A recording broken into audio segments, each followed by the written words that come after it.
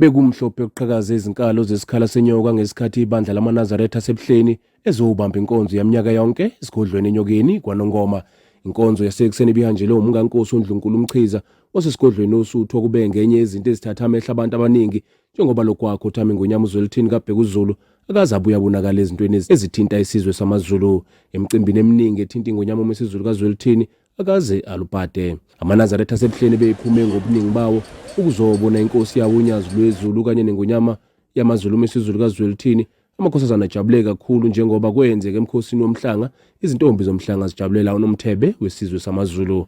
iNgonyama umesiZulu kaZwelithini ufike kule nkonzo yasemini nakuba engakwazanga ukukhuluma engayisehlo esehle eNdlunkulu kaZulu okudlula emhlabeni komntwana umuntu kaPhuwa Nambongiseni Zulu okushaqise abaningi njengoba udlule ngokudutshulwa ngabantu bangakahlonzwa kuze kube manje. iNgonyama yamaZulu umesiZulu kaZwelithini ithole ithuba lokuxhalwana nomholi webandla lamaNazaretha asebuhleni inkosi unyazi lwezulu ngaphambi kokuba kuvalwe inkonzo ngeSabatha ntambama.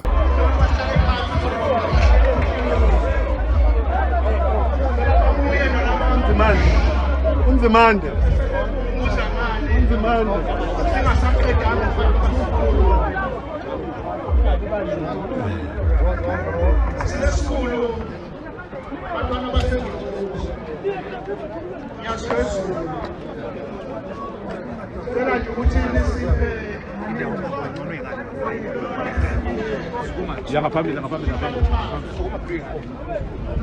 Umntwana uFilimoni katshele indoda uye okhulumile kule nkonzo wabongela isilo ngokuhamba ezimisweni zikayise. Umntwana uSimphiwe kwaziphethe osanda kufungiswa ePhalamende njengozoba yiso leNgonyama nozobheka imisebenzi yeNgonyama ezindabeni ezithinta ubuholi bomdabu ukhalele iNgonyama ngokuhanjelwa ngabaseduze nayo kuzokhumbuleka sekudutshulwa abasho abathathu lokhu iNgonyama yahlala esihlalweni.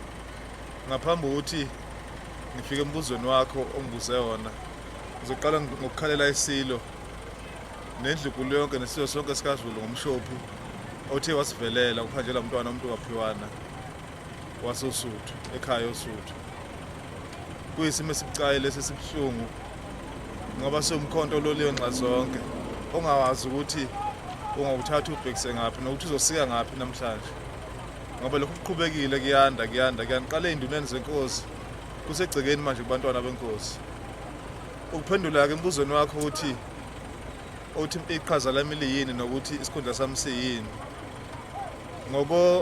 ngokwakhiwa kwendlu yobuholi bomdabu esifundazweni iNgonyama inesihlalo khona kodwa iNgonyama ikwazi ukuthi zonke izinsuku ihlale ikhona emhlanganweni noma ikhona ePhalamende lamakhosi uma ehlangene.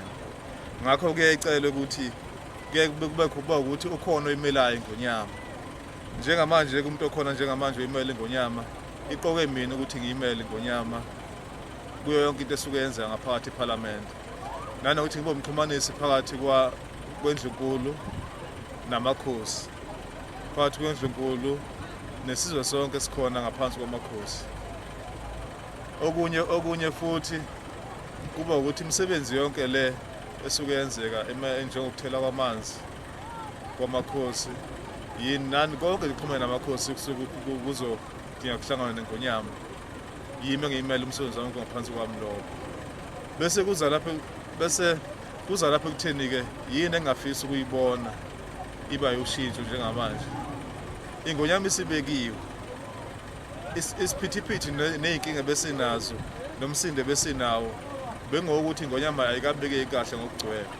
Ibekiwe manje iNgonyama ngokugcwele engakufisa ukubona kwenzeka ukuthi bonke abasenama complaint abasene nokungaboni ngasolinye ababuye manje kuhlala ndawonye kukhulunywe ngoba konke bokuzingqinamba kudlulile iNgonyama ibekiwe ngeke kushintshe.